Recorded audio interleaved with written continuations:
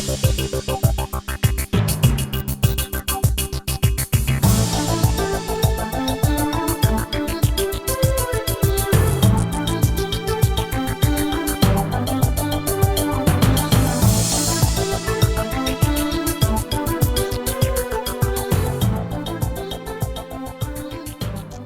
the session today, by way of introduction, Dr. Matthew Bidwell is an assistant professor at the Wharton School.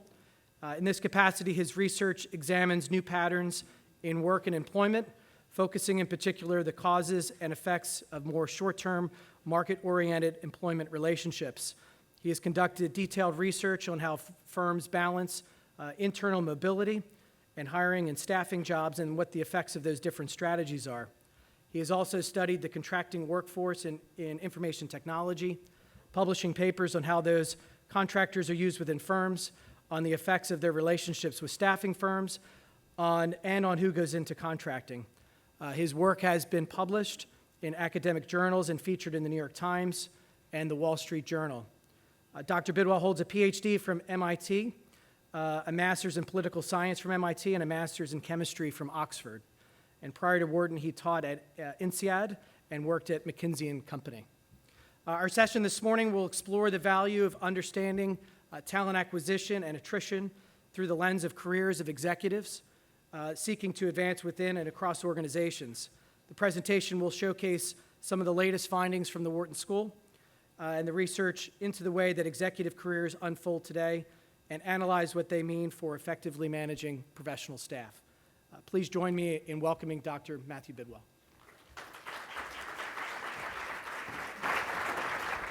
Thanks, George. Okay, good morning, everybody. And first off, just on behalf of the Wharton School, I'd like to welcome you all to Philadelphia. It sometimes surprises people when I tell them I'm not actually from Philadelphia originally, but it's been my hometown for about 7 years now, and I hope you very much enjoy your stay here. So I wanted to talk about careers today. It's always slightly alarming coming up after such an accomplished keynote as the one we already had, but the thing that I really liked particularly, on top of the insights, was the kind of confirmation that when we look at what's going on with our employees, careers are at top of mind. I think they've always been at top of mind, quite possibly with the current generation even more so, as something that we need to take seriously as we think about our HR policies. It's not necessarily been fashionable. It strikes me that the message that most organizations give their employees today about their careers is to say, careers are your responsibility, which, at least to me, never quite gels with also telling people that they're our most important asset. You're so important that we want you to make all your key investment decisions and decide how you want to be deployed. Kind of the message tends to be a little close to, don't trust us, you really can't trust us, which I'm not sure is what we want to be saying, but nonetheless, it's where we've been. And I think what we ought to be doing instead is thinking a little more about what are their careers and where do we fit inside those careers. And the reason I think, as Beverly mentioned before, is when we think about people's careers, we're thinking about their aspirations. We're thinking about their goals to move on, either to move laterally, grow that way, or to move up. And most people, particularly in the early stage of their careers, are looking for achievement in one form or another. And we see part of it in our organization. The piece that we focus on generally is two sides. It's when they enter our organization, how do we recruit them, and when they leave, why are people leaving? And we tend only to see those slices. For us, that's where the journey begins and ends. But of course, that's only a part of it. For most people, this is only part of a much longer journey that they're on. And if we want to understand those two pieces, thinking about what's going on in that career is going to be useful, right? Because each time we recruit somebody, except when they come out of school, that's somebody else's attrition problem. Each time we lose somebody, that's somebody else's recruitment opportunity. And so by thinking about what do these careers really look like, how are people growing, we've been thinking that maybe we could learn something that will eventually be useful in thinking about how to get the best people, how to manage them, and so on. So we're kind of in the early stages of this, but we put together a survey recently to try and understand a little more about careers. I think often the problem in organizations is we have a lot of data about our people inside, and I think, as mentioned earlier, we're talking about kind of data analytics and big data and all those sorts of things, so we can really mine our HRIS and get a clearer idea of what's going on inside the organization. The challenge with careers is most of the interesting bits happen outside our organization. We want to get a sense of where they were before and where they're going after they leave. And that makes it hard to get a grip on this. We decided to do it by looking at our own alumni. So I did a survey a few years ago with Ethan Mollick, who's going to be talking tomorrow, and you should absolutely go to his session. I think Ethan's other career option, other than being an academic, was stand-up comic, so he's always somewhat entertaining to watch. We went out and surveyed our alumni. So we sent a web survey to all of the people who had done an MBA at Wharton. We learned a lot. I would say the most important thing I learned was that when you spam tens of thousands of people with a really long survey, you get an impressive amount of hate mail. But on top of that, we learned a certain amount about their careers as well by hounding them remorselessly. We got about 20 to 30% of them to respond. You get a lot of worries about, how representative really is this. There are some people who complain, look, you're only going to get the people who haven't done well in your careers because they're the only people who have time to fill this out. There are other people who worry, look, you're only going to get the people who've done really well in their careers because they're the ones who want to boast through this survey about how well things have gone. It could be either, one of the nice things in the modern economy, you can just go to LinkedIn and say, okay, who are the people who responded? Who are the people who didn't respond? Do they look different? They have very much similar titles and so on. And so I think we have a reasonable snapshot of what people have been doing in their careers. And so it's a nice population of fairly high-flying executives, all starting at the same place. We're kind of interested, what does it look like over that next 15 to 20 years? What are they doing? First question we were interested in, to this point of kind of saying hello and saying goodbye, is how much are they moving? So I'm going to jump off the stage and point to the chart so you can actually see. So we looked at how much do people change jobs? So if you take all the people who've been out for about 15 or 20 years, you've got kind of down the rows, how many times have they moved jobs within firms? And across the columns, how many times have they moved jobs across firms? So there's often this rhetoric that you see about, the average person is going to work at 10 or 12 employers over the course of their career. We heard earlier, I think, on one of the slides, that the career will soon be as obsolete as the typewriter, whatever that actually means. You don't see that kind of level of mobility here. So about 15% of them hadn't moved firms at all within that first 15 to 20 years. Most of them have moved 1 or 2 times. Okay. Similarly, few people had not made any internal moves. Most people have moved internally, and still the internal moves actually were dominating the external. So most people have moved internally more than they moved across firms. Most of them have had about 3 or 4 moves within their firm. Okay. The question for us is, what are these moves achieving? So as we think about how people move across these firms, what are they getting out of it? One place to look is to think about how does the way they start their careers differ from how they progress subsequently. And we found big differences. There was kind of something interesting going on in the way that people are actually getting into their careers in the first place. I have the world's most complicated chart if you thought that was bad. So we're kind of interested in, where do they go first? So what we did was we split up all of the first employers that they went to in the red, the second employers in the blue, the third employers in the purple, the fourth in the green, and so on. And we said, okay, which is the biggest employer of people straight out of Wharton? Okay, and it's this. So 6% of all of our graduates go to the same employers. Any guesses who that is? It's got to be consulting, right? Yeah, so that's McKinsey. Okay, take about 6%. It's another big slice going to the others. It turns out that although our graduates go to or reported working in 3,000 different firms over that first 15 to 20 years of their career, there were just 50 companies that accounted for 50% of their first jobs. And what you see here is the pattern with first jobs is completely different from subsequently. Okay, so this huge concentration. There are a lot of companies hiring a lot of our graduates straight out. When you look at that second job, which is this blue bar, you don't see anything like the same. So people, when they talked about careers 30, 40 years ago, back in the day when careers would all take place inside the organization, talked about this idea of a port of entry, right? That in most organizations, there were 1 or 2 jobs at the bottom that everybody would enter the firm through, and then it would be hard to get hired somewhere else. What we're seeing here is something that looks like that, only the port of entry for these people is no longer a couple of jobs in a firm, it's a couple of firms in the labor market. And so we see to an extraordinary extent, most people are being hired by a very small number of firms immediately out of the university and then building their careers out from there. So we were kind of intrigued, why would they do that? Put another way, why are there only a few firms that are so interested in hiring people straight out of business school? One way to look at this is just say, how do graduates see them differently? So we surveyed a bunch of our outgoing students, asked them about every offer that they'd received, who they'd had that offer from, and what they thought about it, so that we could compare these big companies, the major employers, with the others. And we saw pretty stark differences. So in particular, these big employers, these ports of entry, were seen as providing much better training than any other organization. And what seems to be going on is that there are a relatively small number of companies that have decided this is a market they want to play in. We like to think we do a good job in training our students. We like to think we educate them. But there's still, as many of you are painfully aware, kind of a gap between academic learning and then the practical learning.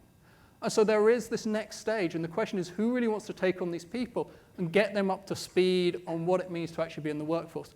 Relatively small number of organizations, but they provide training and a reputation and so on. It's not all great. It turns out not all of our students want to work for these organizations. The work's seen as less interesting than going to a startup. There's worse work-life balance as well. There are a few companies playing here.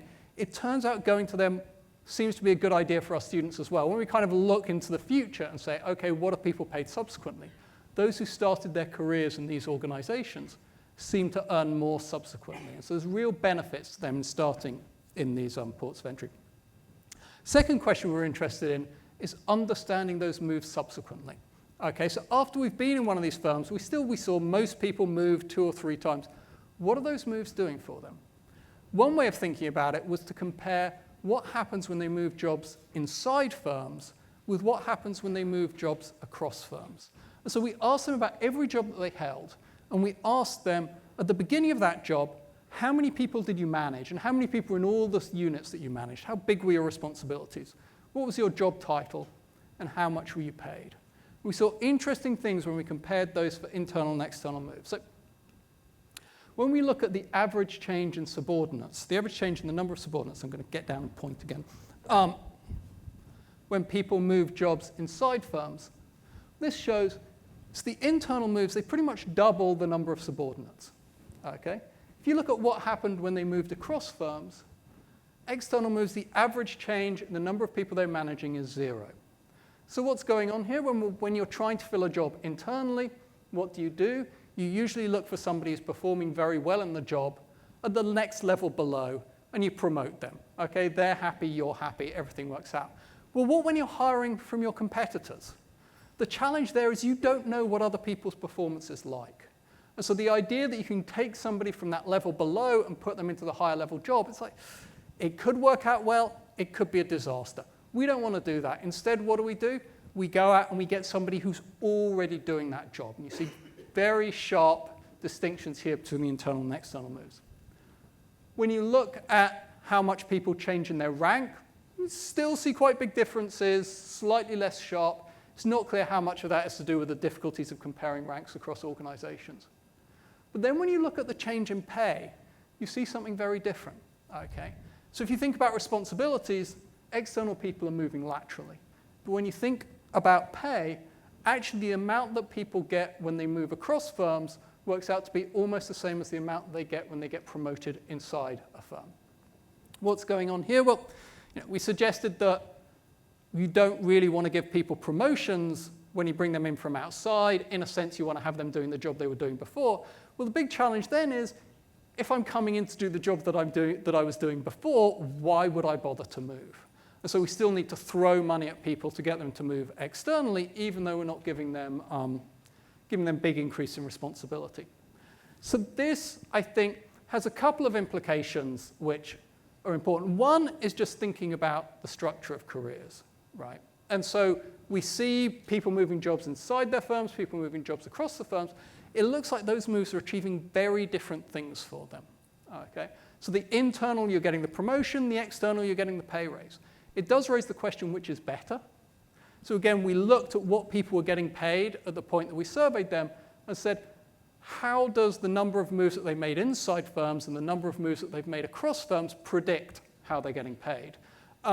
What we saw was a strong correlation between how many internal moves they'd made and what they were getting paid. Okay, so the number of internal moves you've made, mainly the number of promotions, you'll get paid more. There was no relationship between the number of external moves that they'd made and how much they were getting paid. Okay, seems strange given that they're getting this big pay raise every time they move externally. My interpretation of this is when you move externally, you get that big pay raise, but it comes at a cost, right? To some extent, you're moving externally, you've got to prove yourself all over again. You're probably delaying that next promotion. And moreover, when you move internally, you get a big pay raise for being promoted, and you're probably moving into the bottom of that pay scale. And they're then happy to keep raising your pay every year thereafter. When people throw money at you to move externally, you're coming in right at the top of the pay scale, and you probably shouldn't expect any raises until you manage to get yourself promoted again. And so it does speak, I think, even though we have the sense people are moving around a lot more, it does speak a lot to some of the benefits for people of actually growing their careers inside organizations. The other implication of this is kind of talk a little bit about some of the challenges of hiring. So I talked about these kind of port of entry firms, that we have a small number of organizations that really seem to be doing the lion's share of actually training MBAs, taking people out of school and turning them into fully polished professionals.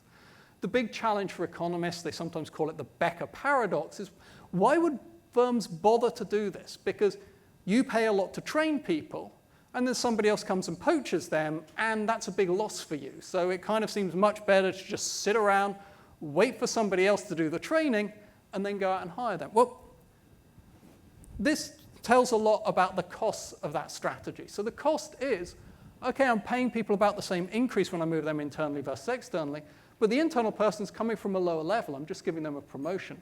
The external person's already received that promotion premium at their last company, and then I have to pay them an extra 30% on top. Okay, and so it turns out that bringing people from outside is quite expensive. There's other research that I've done and other people have done to look at some of these challenges. Even when you come into a new organization, just getting up to speed is hard. There was a nice study of investment analysts done a few years ago by a guy at Harvard. The nice thing about investment analysts is that they're rated by a magazine, Institutional Investor, that basically polls all their clients to figure out how good they are. Okay? And so when somebody moves from one organization to another, this magazine still calls up all their clients, so we can see somebody doing the same job, moving across firms, and say, when they move firms, does their performance get better or worse? Okay? And this is a group where you figure they should be fully portable. They're people, their job is basically to research outside companies and report on them to clients outside. They're not really embedded in any organization. And yet still, every time they moved firms, it took about 2 to 3 years for their performance to get back to where it was before they moved. Okay, similarly, I did a study looking at new hires in investment banks, comparing the new hires to people who have been promoted into the same job. We saw the same pattern. The people who are promoted got better performance evaluations for about 2 to 3 years than the people who were hired from outside. Okay, and so when we're sitting there waiting for other people to do the training for us, we're going to poach people later in our career, we do incur these costs. And so I think what we're starting to see from this research is getting a broader view, not just of how careers are playing out, but of kind of the different strategic positioning that firms can occupy within those careers and the trade-offs across them. So on the one hand, these kind of port of entry firms, if you're training, it's expensive to train, but you get some advantages, right? You get people straight out of the MBA or straight out of college when a lot of companies don't really know what to do with them. So potentially it's less competitive to get them then than it is to get them later. The other nice thing is you're able to identify the star performers early, right? I think one of the challenges with focusing on experience recruiting is there's always that nagging worry that the best people are staying at the firms that they joined first, and that you're ultimately only able to get those people who aren't doing so well and are prepared to move. And at the same time, you may have training costs early on in the career, but when people come in sideways and laterally, there are training costs there, these kind of startup costs of getting familiar in a new organization that have to be paid. There's a lot to be said for the other approach, though. Less investment in developing if you focus on hiring people later in their career. More flexibility, you can staff just in time. If you're developing your people yourself, you need to figure out what the pipeline looks like 3, 4, 5 years down the line. And this opportunity to bring in fresh experience and perspectives. And so there are these trade-offs, and we see them playing out in different ways in different industries. I think my favorite at the moment, so I don't know how many of you have been following the what's going on at Wall Street. So there, they very much have this structure. So if you want to work on Wall Street, what do? You go join an investment bank, probably one of about 10 investment banks out of undergrad. You work there as an analyst for 2 years, and they train you. And at the end of that training, you go off and work in private equity. Everybody wants to work in private equity these days. I'm not entirely sure why.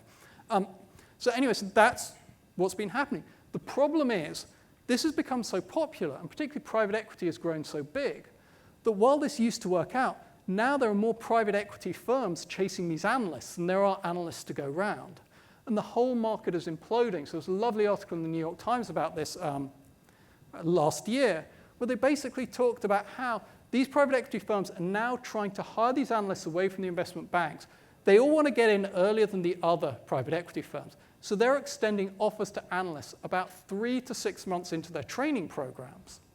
Okay? But telling these analysts, we want you to stay working at Goldman Sachs or Morgan Stanley or Credit Suisse for the next 18 months, having signed a contract to come to us at the end of that time. The investment banks, needless to say, are not particularly happy about this.